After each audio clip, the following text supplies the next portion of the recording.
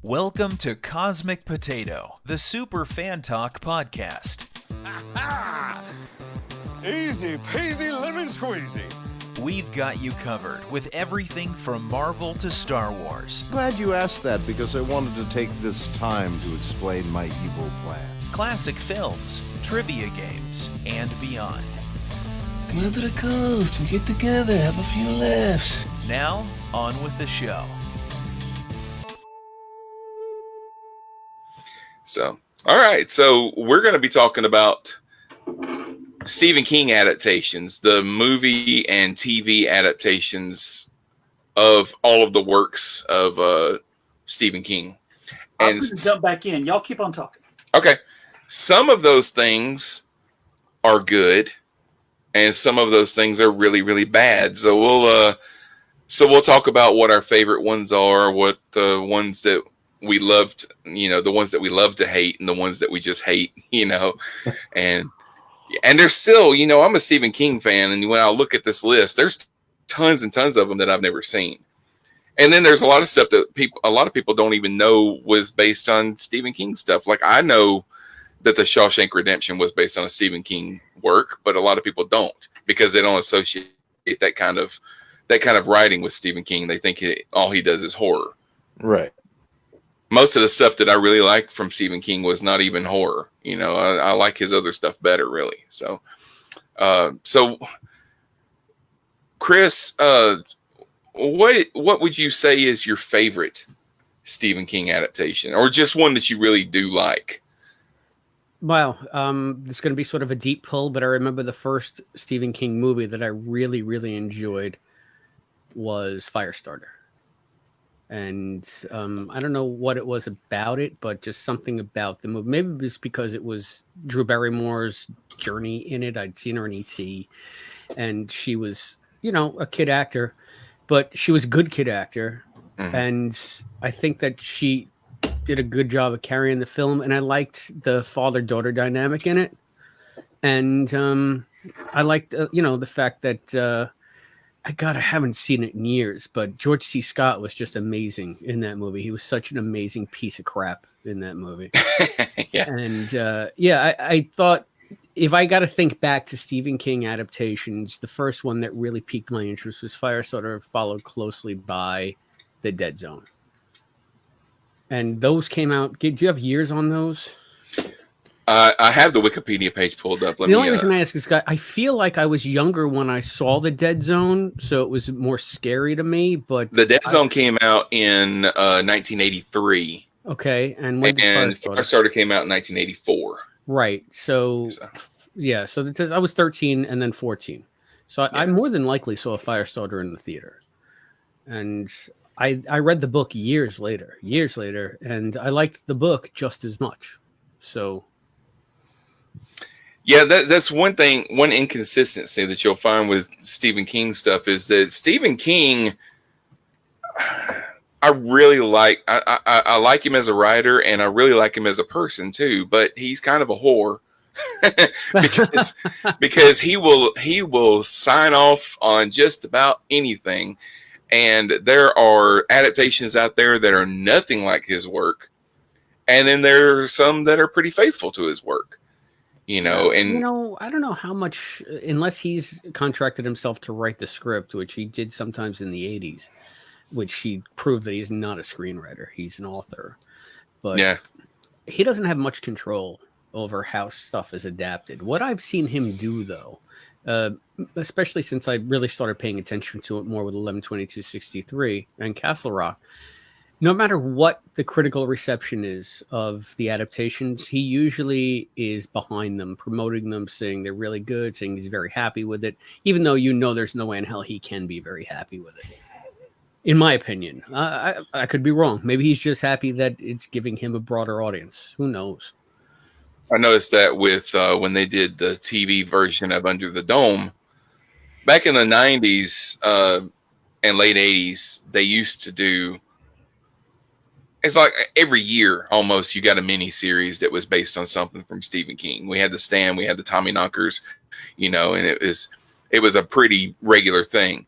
Well, now you don't really do miniseries films anymore. They do these limited series, like, 1 hour episodes weekly for 10 weeks or whatever. That's just the new TV paradigm. Story he wrote, I think there was a glitch. Yeah, I'm sorry if I spoke over you. No, that's fine. They did the entire story that he wrote, but then they decided to keep going. And he did some press before the show started about how much he loved it and everything. But when they kept going, you didn't really hear anything from him anymore, because they're just going off and doing their own thing, and they're not even following the book anymore. Scott, what about you? What's your favorite Stephen King story adaptation? It feels a little bit like I'm giving just like I'm being basic with this one, because it seems maybe too easy or too common. But I really do. I always forget how much I like Shawshank Redemption until the occasion comes where it's like, hey, I haven't seen it in a while. I got some work to do around the house. I'm going to throw in my Blu-ray of Shawshank Redemption and have that playing in the background. Yeah, it doesn't stay in the background. I'll give it maybe 15 minutes, and then I'm sitting down and I'm watching the rest of the movie. Yeah, that's a movie that sucks you in, boy. Yeah. And then between viewings, you forget how good it is until you decide, I'm going to watch it again. And then through the entire runtime, you're just enraptured by it. I don't know what it is about that movie. It's some kind of magic. And, I think the most magical thing about it is that it stands up to multiple viewings. There's no parts you could see it 100 times, and I've seen it 100 times, and still there are no scenes showing in that film. Yeah. It always seems as genuine the first time you watch it as every time you watch it as the first time that you watched. I don't know what it is. Maybe it's Morgan Freeman. Maybe it's everything. Everything came together. It's the acting. It's also the collaboration of King and Darabont. I usually like it when they get together and do stuff. And I have to. I don't know as much about the mechanics of movie making as some other people, but I have to assume that a whole lot of credit, and he probably doesn't get enough, has to go to he or she, I don't know who it was, but whoever edited that film. The pace of it is it never rushes by, but I can't think of any moments in the film that drag for me. There's never a part where I think, oh, it's this part. I'll wait for this scene to end, and then we get back to the good stuff. It's all good stuff, and it all goes by at such a steady pace that you don't even notice how much time is going by. It takes you for such a steady, stable, and enjoyable ride all the way through. It doesn't drag, and it doesn't rush. Yeah. So Sherman is on here. He says that he really likes the Langoliers with Bronson Pinchot. The effects are outdated. And that's the thing. A lot of these movies, like the Langoliers was a 2-part miniseries, but that was that a whole novel, or was that? It was a novella in 4 past midnight. That's what I thought. So they took a novella and made a 3-hour movie out of it, 4 hours on the air, Was Shawshank a novella, or was that a short story? Shawshank was a novella in different seasons, and someone just put it up. It's also Stand By Me was in that one as well. Yeah, yeah. Stand By Me was a story called The Body. Yeah. And Shawshank was a story called Rita Hayworth and the Shawshank Redemption, and they were both only about 100 pages long. That book also had Apt Pupil, which has been adapted a couple of times into movies. Times. I only knew about the once. I think there was 2 adaptations of Apt Pupil, but I'm not. I have to look that up. And I'm trying to remember the 4th one, and I can't. That might have been adapted too. But I thought that Apt Pupil, when I read different seasons, I thought that Apt Pupil was the best story. But it is by far the least of the adaptations. So that's another weird thing, because The Body, of course, Stand By Me was a phenomenon when it came out. Yeah. And Shawshank, we can't stop gushing about it. So Pupil was just like it wasn't a very apt movie. Yeah, it was. There's my pun. There it is. I found it, and I wasn't afraid to use it. It was nice. It was fine. I expected more from a film that starred Ian McKellen, but what can you do? No, there was only one film adaptation. There was a full scale stage adaptation in 1995. I remember reading about that. There was some kind of controversy around it, right?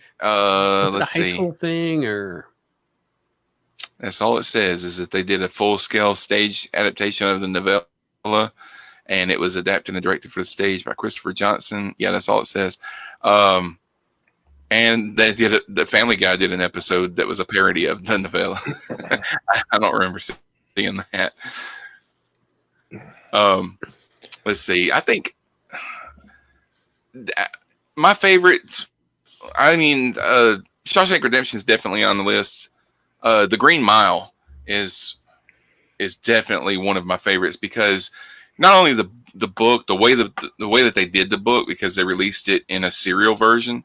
And I was working at a bookstore at the time, so I would usually get a copy of it a few days before we actually put it out on the floor. Mm-hmm. They released it in six parts, I think, and he would come out with one part like every 2 months for a year. So it took you the entire year to read this book. Yeah. And then the movie I just think that's a fantastic movie. I love it, and it's 3 hours long, and I barely feel the length until it gets towards the end. I think that the end kind of drags when they get to the part where they show Tom Hanks' character when he's in the nursing home, and he's played by the guy that played the preacher on Little House on the Prairie. Reverend Alden. Yeah. And all of that. But I was reading, doing some research for the show, and I found out that Shaquille O'Neal was supposed to play John Coffey. And that would have been a fiasco, I think. Michael Clark Duncan is that character, and he met Darabont through Bruce Willis when they were filming Armageddon. And then but yeah, that's one of my favorite movies, much less a Stephen King adaptation, is The Green Mile, I think. Mm-hmm. Yeah, I saw it when it first came out, but I don't think I've watched it since then. I remember being very impressed by it, but I can't remember much of it from back then. They used to show it, and like annually, it would come on like network television for a good 5-6 years after it came out. Mm-hmm. Haven't seen it in a while though. We revisited it shortly before the Castle Rock TV podcast came to an end. It was one of the last things we did. As a matter of fact, I don't think we ever got into our Shawshank show. We were slated to do Shawshank next, so I had rewatched the movie and read the book, which I had never read before. And then Skip pulled the curtain. He just said that he couldn't do it anymore. So I never got to talk about Shawshank on mic.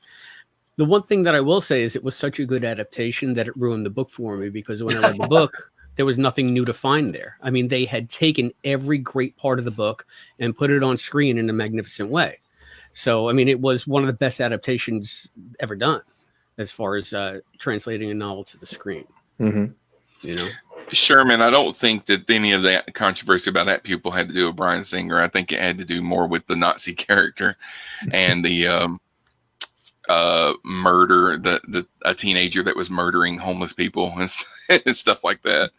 And I don't think, and if the controversy question is about the many other controversies that have popped up around Bryan Singer, I think those broke after Apt Pupil was made and released, and after that was already long past. So Apt Pupil was already well in the rear view before any of Bryan Singer. Pupil came out in like 98, and I don't remember hearing any of that Bryan Singer stuff until after like Superman Returns and stuff like that. It was definitely into the 2000s. I remember Apt Pupil hit video when I was working at the video store, so I was able to catch it that way. But Bryan Singer was not being scrutinized that way until several years after. Raven's question, she said, didn't Shawshank bomb at the box office? I don't remember if it did. I was a teenager when that came out, and the first time I saw it was when it was on like Showtime or something like that. Yeah, the thing with Stephen King movies is nobody looks for them to be the audience mega hits that everybody flocks to. You catch them on cable. It's not that they're not successful. A lot of them are, but none of them are a Star Wars. Well, it got a lot of good play. That is true. It is, I think, the exception. It was probably the biggest one of his movies in recent memory. They were hyping them big in the 80s, a Stephen King movie, movie, and they were all garbage, every last one of them. So the fact that the pendulum has swung back to theatrical release for his stuff, because you're right, Shawn, they were doing bad TV miniseries after bad TV miniseries, segueing into bad TV series, limited series, of which, we're intimately familiar. The fact that you can now look forward to going to see a Stephen King movie in the theater and thinking you might get a decent movie is kind of a relatively recent phenomenon in my experience. Of course, now when I was watching these miniseries, I was a teenager, and what I called good television was probably not really that good. I haven't seen most of them. How dare you? I've only seen the Tommyknockers one time, and that was when it was on television originally. And The Stand, I think I've seen 2 or maybe 3 times, but it's such a long movie. It's hard to go back and rewatch it. But I remember The Stand. I remember liking the first 2 parts more than I liked the way that it ended. That's another thing about Stephen King, is that I really like his writing. I really like his writing, but I don't always like the way he ends his stories. I did a podcast about an episode of a podcast about The Stand recently, and we all talked about how he doesn't really stick the landing. Yeah. And I never read The Stand all the way through until this summer when I had. I'm sorry. A little bit of spare time, and so I finished it, and then we watched the miniseries. And so they're going to do a new version of The Stand. Oh yeah. They're always it's all going to do a new accessibly. version of The Stand. I'm maybe thinking of Dark Tower. And now I have bad memories connected with The Stand, and I've never read it, and I haven't even seen it. But it's a bad movie. The long I envy you, Scott. Series of The Stand that they made. If only we were you, Scott. The long TV miniseries that they made of The Stand, it was released on video, and this was back in the days before DVD. So it was released on VHS, and it was spread across 4 VHS tapes to get the entire series. Yeah. I still didn't watch it, but I was working at the video store. Some kid, like, I don't know, like late teens, early 20s or something, they came in and they grabbed The Stand, and they come up to the counter and they rent the videotape of it. They rented part 1. Okay, that's fine. You can come in. You're going to rent part 1. That's fine. And you'll come in later on and rent the second one. An hour later, I get a phone call at the store complaining that it's not the whole thing. They only got half of it. I said, yeah, the other half was next to it. That's part 1. And right next to it was labeled part 2. It was literally in front of your face. And I'm trying to calmly explain it to the guy on the phone.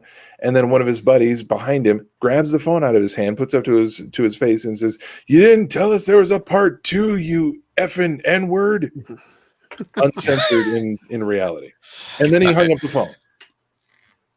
Okay. So I put a note on the computer saying, "So this is what these guys said. Don't rent to them anymore." Yeah. I want to read some of these comments before they scroll away from me, but this is just labeled Facebook user, but this is actually Jerry Adair. Yeah, Jerry Adair. She's a friend of mine. She says the Green Mile is amazing. I think King's work about the horrors of human nature just translate better than the ones about the horrors of what's in the closet. I agree with that.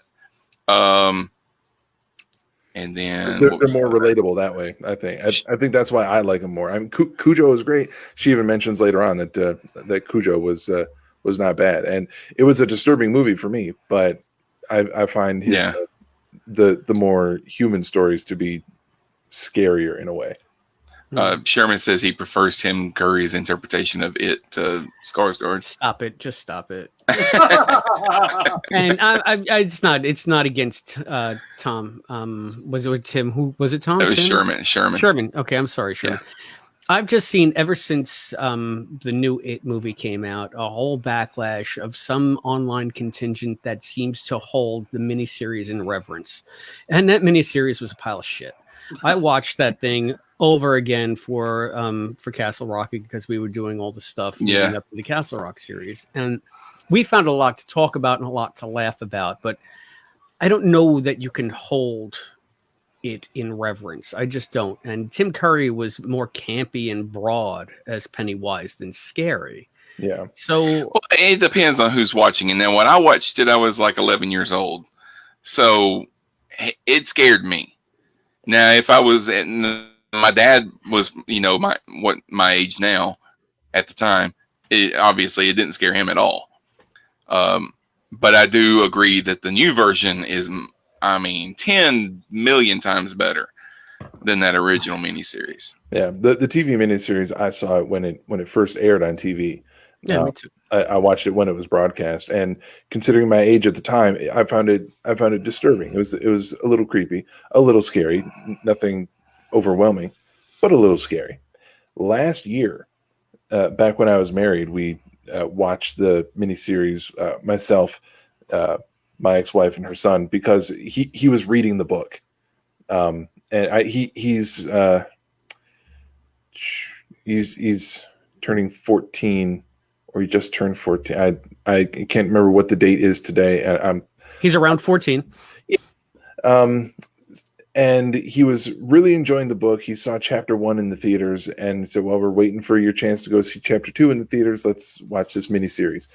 And it was entertaining on a whole different level because going back and watching it at age 40, that miniseries is hilarious. Yeah. One thing that the miniseries has over the movies is that you have the right Beverly. I love Annette O'Toole as Beverly, but that's about it. Yeah. No, we had a comment that said that the end of the Dark Tower killed her, or killed me. Excuse me. I threw the book across the street. I wanted to talk about the Dark Tower because they had a movie of the Dark Tower that came out a couple of years ago. And the Dark Tower is a series, a book series that I love. I read the entire series. I've only read it once. It's Stephen King's magnum opus. It's his Lord of the Rings. Stop saying that. It is. It's not anywhere close to the caliber of Lord of the Rings. I'm sorry. No, I know it's his Lord of the Rings. For him, it's Lord of the Rings, and he spent so much of his life writing these books to make that movie. One 90-minute film that's supposed to encompass this story is. I was very disappointed. Did they try to adapt the entire series in that movie? No, they adapted. It wasn't even that they adapted the Gunslinger. It was I don't really know how to tell you they did it because they didn't adapt anything in those books. They took aspects from all of it and put it in this one. But the only characters in it were you had Roland and you had Jake, and then you had the Man in Black. And it's like a continuation of the books because it's almost like you're seeing something that happened after the last book. Because in the last book, spoilers. In the last book, they kind of insinuate that everything is kind of starting over for him, for the main character. And he's going to be continuously doing this, everything that we read, he's going to be doing this over and over. Every time he finds the Dark Tower. Yeah, every time he finds the Dark Tower, it starts all over. And like the movie was almost like it was supposed to be another. Right. It was another turn of the wheel, right? I think that's how he interpreted it. I didn't like that though. I wanted an adaptation, but for so long they were supposed to be making a TV adaptation on HBO, and Ron Howard was attached to it for some time. What I had read it was going to be in conjunction with a movie or multiple movies. Like They would start out with Yeah. a movie, and then that continues on television, and then that would slingshot you back to the theater for another movie, which would then be picked up once again on television. Seems Yeah. like an idea that will never work because Marvel kind of tried it and Yeah, with Agents of S.H.I.E.L.D., and then they but- just decided, we're not going to tie this together anymore. Look, I think that there was a disconnect between the TV side of Marvel and the movie side of Marvel. oh sure. Yeah, So absolutely. that might have had something to do with it as well. I mean, there were people that were vested in not keeping them, mingling them. Mhm. And you guys were talking yesterday about who we'd like to see in the MCU going forward, and everybody said Daredevil. Jessica Jones came up too, but I was listening in. I still think that it could work if there was a concerted effort to do it. But it seems like with a lot of the properties that we love, the film side is separate from the TV side. So there's not a lot of synergy going on. Mhm. But, even what we have in the latest crossover, the Crisis crossover, they brought Ezra Miller, is that his Yeah. name? In Yeah. as Yeah. Barry to meet Barry. So it's not that it can't be done. I just think that there's been a lack of coordination and or will Mhm. on the part of a lot of people. And the only way they got Ezra to show up in the Crisis crossover is the folks who are working to get Ezra's Flash movie made. They reached out to the producers of the CW shows and said, "Hey, is there any way that we can get Ezra in here for a cameo as the movie version of the Flash?" Mhm. And they'd already filmed everything for the crossover. They had finished filming, and Mark Guggenheim, the producer, said, "Sure, we'll make it work." And then he went back to his people and said, "So we got to get Ezra into this somewhere." That's They're like, after he was done dancing on the table saying, yes, yes, Yeah. yes. exactly. So it was rather than a big collaborative effort, it was the movie side actually going to the television people and said, "Hey, can we get in on this for a little bit?" Which you don't usually see. Usually it's the TV people are saying, "Hey, can you help us out? Maybe pay us a little lip service. Maybe Well, I mean, let if the movie anything, going audience know that we still exist." And they the say, DCEU sure needs a shot in the arm more than the Flaroverse. "Yeah." You know? Joe, what's your favorite Stephen King adaptation? Or one that you just really like?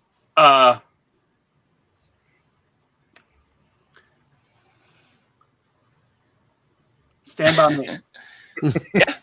Hey, that's a good one.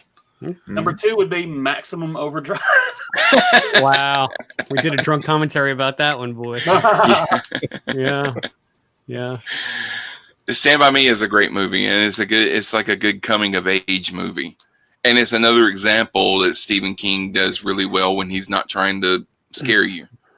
He's just trying to tell a good story. And it was based on another novella that was only 100 pages long or something like that. My wife's favorite Stephen King book is Gerald's Game, because she said it is the scariest thing she has ever read. And they did a live action version of that, and she said, "No, I'm good. Not going to see it." The Netflix movie of Gerald's Game that came out a couple of years ago, I really liked that movie. I thought they did I never read the book, so I can't tell you how faithful of an adaptation it is. But I did like the movie with Carla Gugino. I don't know. No, if I'm saying Like it right. Gugino. I say it different every time, but I love her just the same. Yeah. Always have. Yeah. She probably but it- did different every time, too.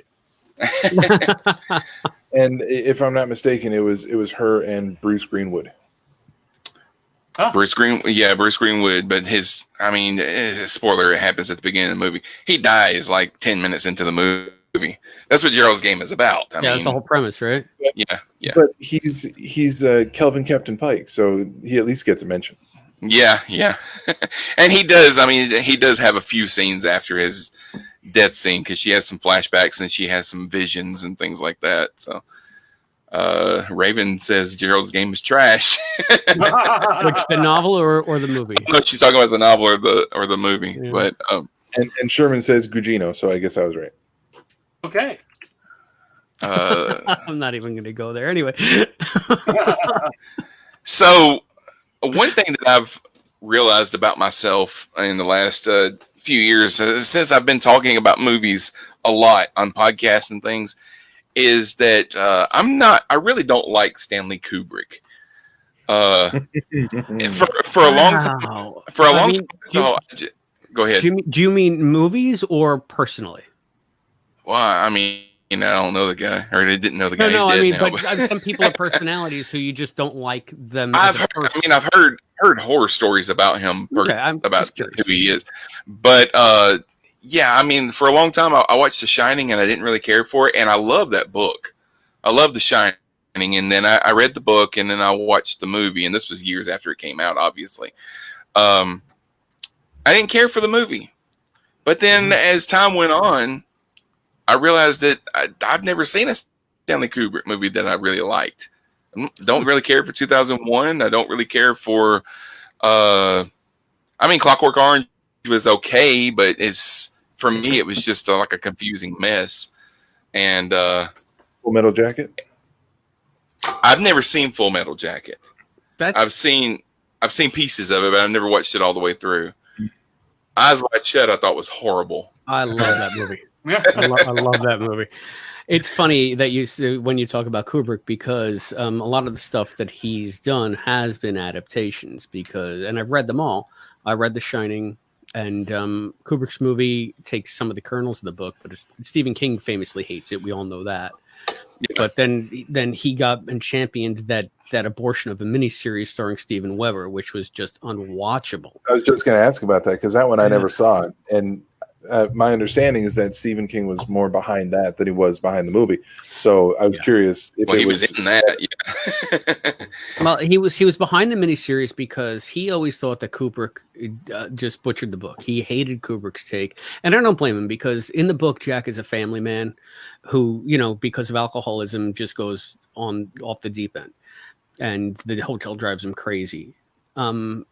In Kubrick's, I've long said this, Nicholson in Kubrick's version, Jack was already crazy. He just needed the slightest push because he was already psychotic from the beginning. Just the way Nicholson played him, he just was always a very uncomfortable figure to be around. Like, when is this guy going to lash out and kill them?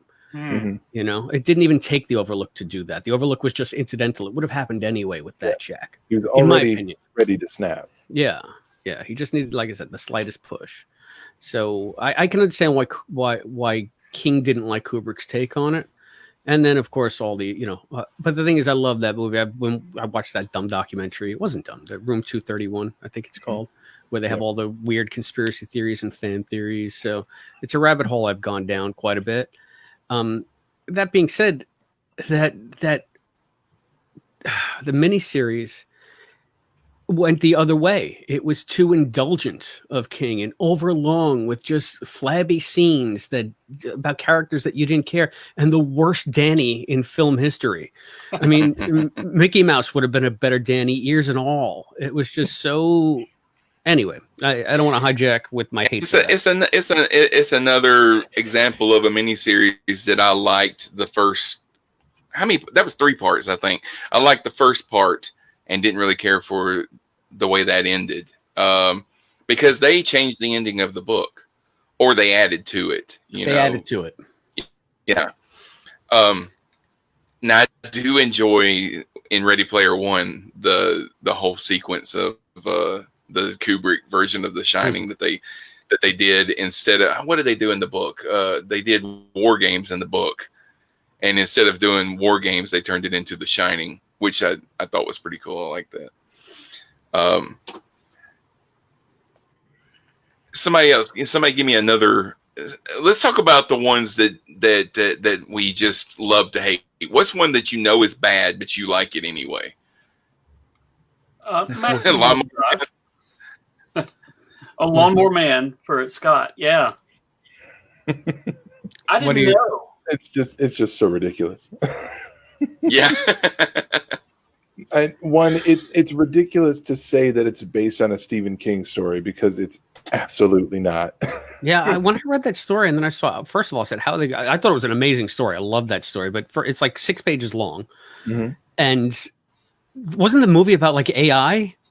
Absolutely nothing to do at all except in name. The It's like movie's they about, sold. it's about VR and VR. Thank you. That's what I meant. Yeah. accelerated intelligence and VR.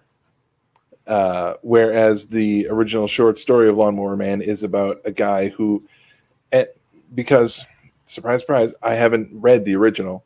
Probably wouldn't take too long. I just haven't taken the time and to do it. You can read. We can go and read. Yeah, it wouldn't take that long. If I'm not mistaken, it's about a guy who mows lawns by getting naked and eating the grass. Yes. And then we get James Bond as a scientist who's developing virtual reality. And then pardon me, that's Mr. Remington Steele to you. Thank you. Pierce Brosnan, yeah. Fair enough. You got me. And he finds a simple groundskeeper and says, you know what? I'm going to give him some drugs and I'm going to put him in some VR and I'm going to turn him into a super genius. And he ends up making him also telekinetic. How does that work? I don't know. But it does. And then he downloads his own consciousness into cyberspace and rings all the phones, and then you get as you do. And then you get an even worse sequel, which even Jeff Fahey wouldn't come back for. And if Jeff Fahey won't come back, but the virtual reality was the thing at the time, but the special effects were not ready yet. And they weren't. They were not ready for a while. And Lawnmower Man went all in. And I appreciate that they gave it a shot.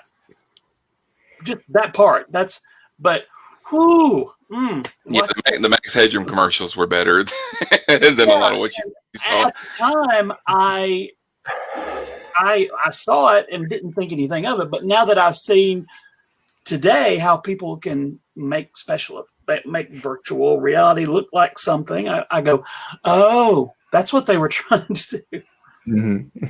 It's funny you ask, like, which ones do we love to hate? And I don't think I've ever found that middle ground with King. Anyway, it's funny. I see on the side here all the comments reminding me of things that I completely forgot about. There's so many adaptations that you're going to have to remind me of so many that otherwise I'm not going to remember if I loved it and hated it and hated. This one says Thinner. That was the one I was going to bring up, was Thinner.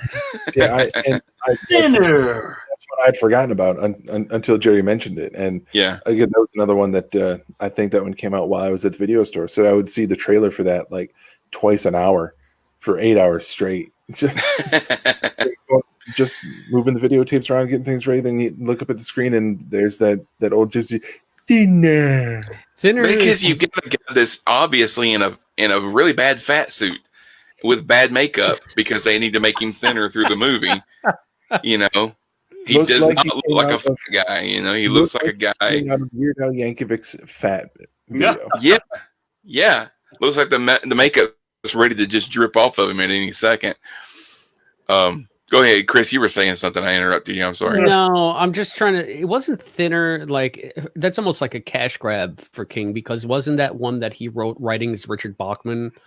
So it's like they just dug into whatever he had lying around in his drawer of stuff that he didn't really want to sell, or maybe that he wasn't able to sell, writings of Richard Bachman, and would just put them out. So wasn't Green Mile Bachman also? No, the Green Mile was King. Writing is King. Yeah. That's the one that came out in the serialized versions. It's funny you say that, because as far as the caliber of the writing, I asked when I don't remember how it came up, but when I first met Ginger Buchanan, who does the Quantum Leap novel series, or did anyway, we got onto the topic of Stephen King, and at that point I wasn't reading King anymore. And I said, "What's the best book that you read this year?" And she said The Green Mile by Stephen King. And I said, wow, I haven't read King in so long, because I just thought he became too self-indulgent. And she said the reason why she thinks it was great is because he had to do it and get them out every 2 months. So he didn't have time to dick around. He didn't have time to do what he would normally do, would maybe spend too much time, put too much in, make it too flabby. It just had to be go, go, go. The writing is tighter. The story is tighter.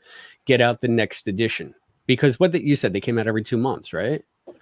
And she thinks that exercise really helped hone his voice in those books. So Yeah. that was not Bach. That was all King, and King maybe coming back to form, according to some of the conversations I had about it. Mhm. Like, I didn't read it until last year. So Yeah. And he even admitted that he got some of the historical stuff wrong when he was writing it, because he was writing it so fast and didn't really research as much as he probably should have.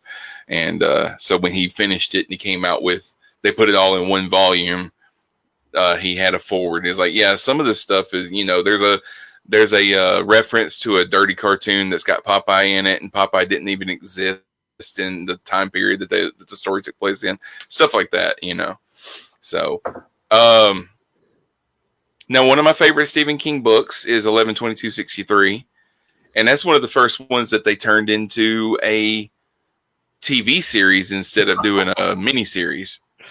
And Chris did a whole podcast about that series. you've heard me talk about that enough. I'll set this one out just out of deference. No, it's just that story is so great. Now, I'll admit I enjoyed the series, but it would have been better as a movie than a TV show. Honestly, it depends on how they adapted it. It could have been an amazing TV series, but they just screwed the pooch. They did an awful adaptation. The good thing was that we were never at a loss of great content for the podcast when that show was on.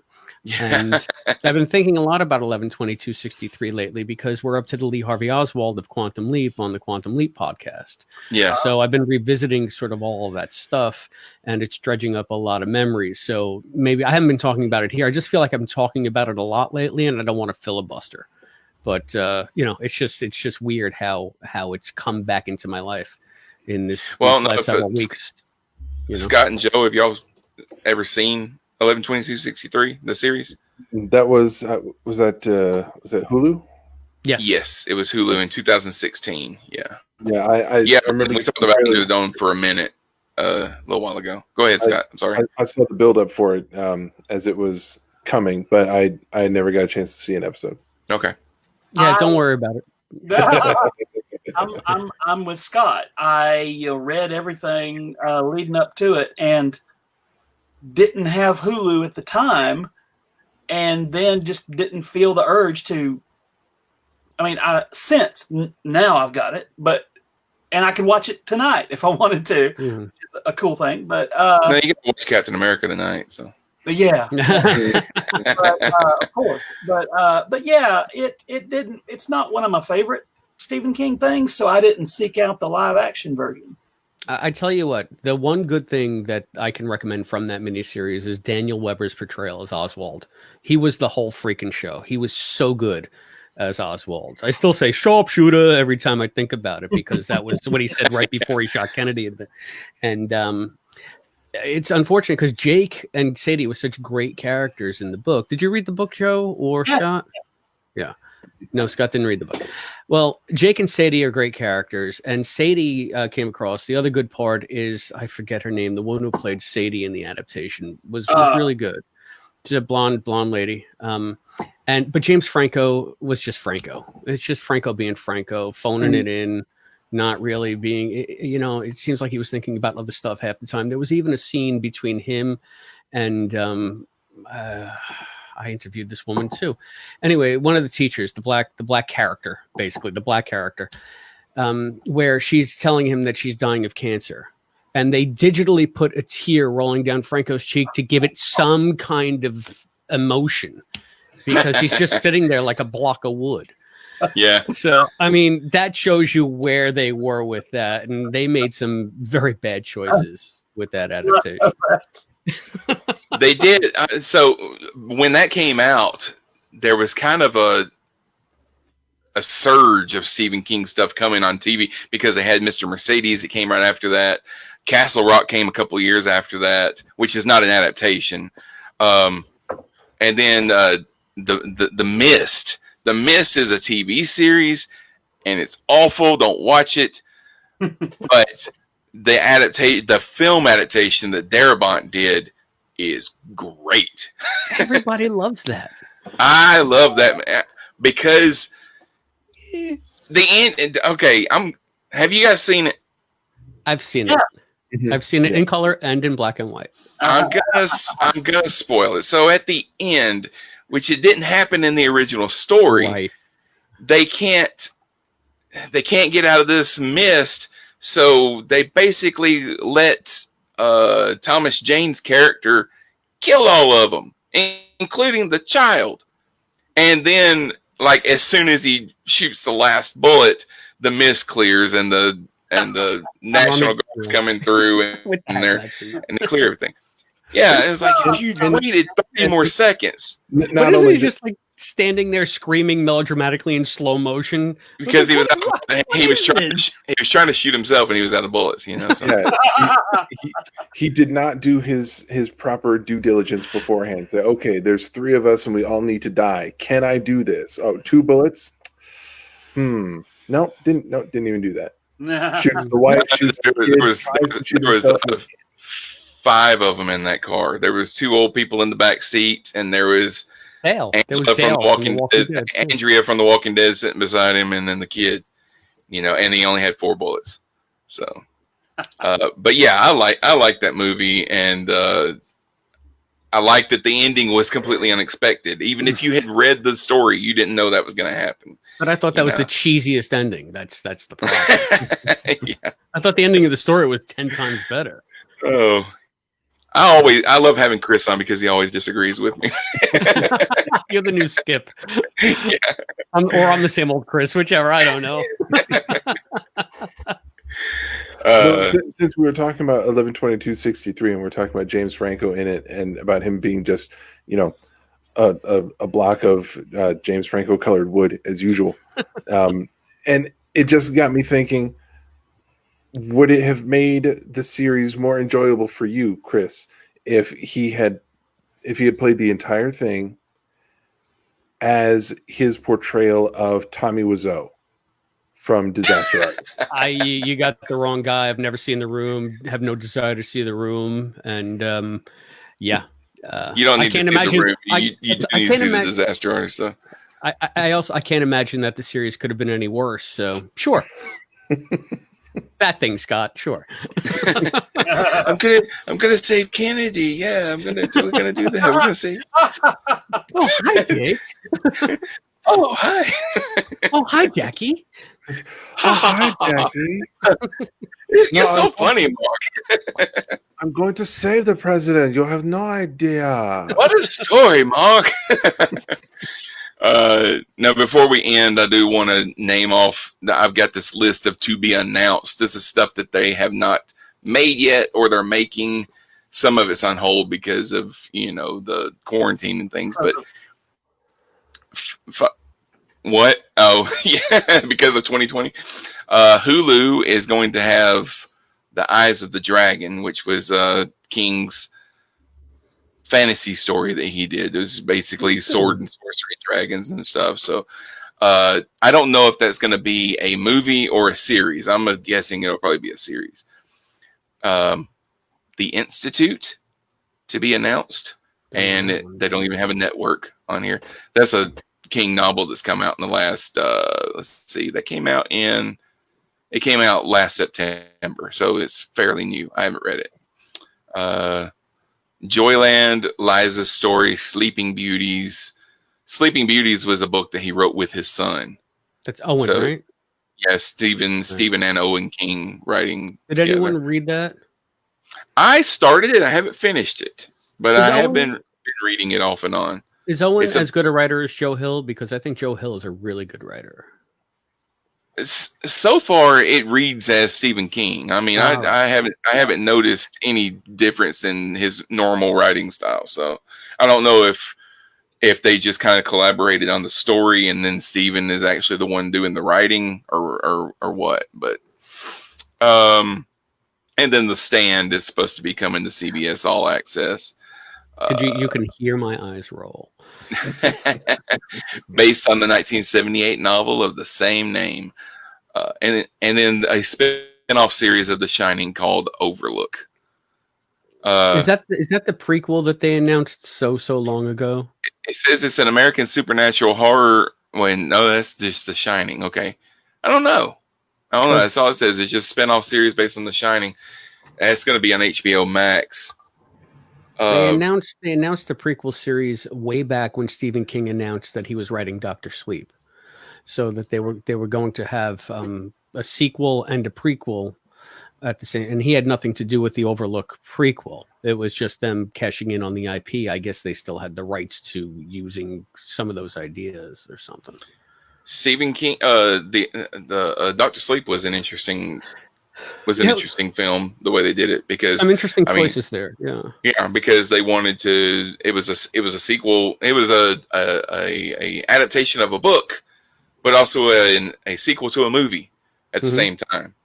You know, when they went to the Overlook, they used all the style choices to be reminiscent of the film more than the book. They even had a guy that was supposed to look like Jack Nicholson as the ghost of a different version of Scatman Crothers, the new improved Scatman Crothers.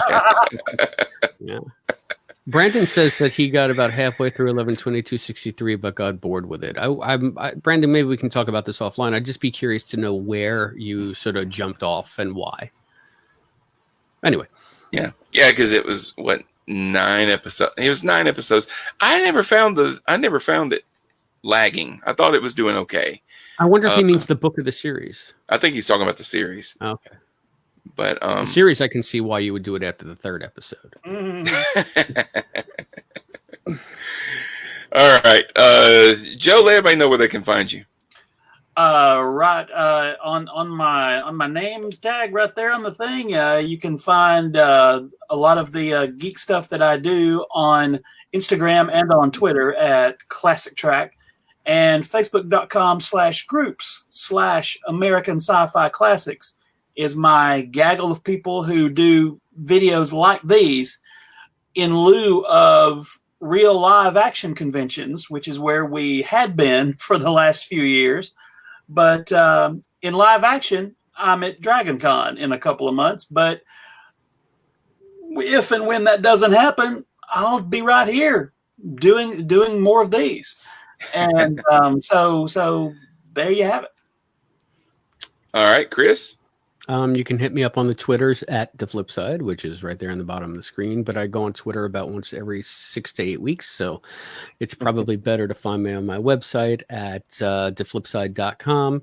And you can always hear me, Matt and Allison, going on and on about all things Quantum Leap on the Quantum Leap podcast. And if you're a Stephen King 11/22/63 fan, we will be debuting the Lee Harvey Oswald episode July 15th, if everything stays on track. All right, Scott. Well, before I move on to my stuff, I just want to remind everyone that's listening, if you do like Quantum Leap in any capacity, and if you're not already listening to Chris's show, get on that, because you're missing out. You. I had been well behind on my viewing. It had been a while since I'd seen a lot of stuff, and I decided rather than trying to catch up to you guys, I just jumped into season 4 and started watching with the first 3 seasons just left behind. And I'm glad that I didn't wait, because I'm loving watching one episode, and then the next day I listen to your guys' episode about it. And it's always fantastic. These guys are great. Listen. Thank you so much. As for me, not quite as great, but you can still listen to me if you want to on The Prime Direction, my show right here on the Cosmic Potato Network. You can find that show on Facebook at the Prime Direction Facebook group, or on Twitter at Prime Direct Pod. And if you want stuff for your eyes rather than your ears, then you can check out some of my freelance graphic artwork that can be seen on Twitter at Planet Rise, or you can visit my website, www.planetrisecreative.com. Can I do a quid pro quo? Scott made us our new logo, and it's fantastic, and everybody loves it. And if I could, I would have put it as my background, but I don't know how to do that. Thanks. I took the liberty of plugging your new logo as my work in some of the shows that we've done for the con this weekend. So good. All right, and that's going down. I'm going to end the broadcast now.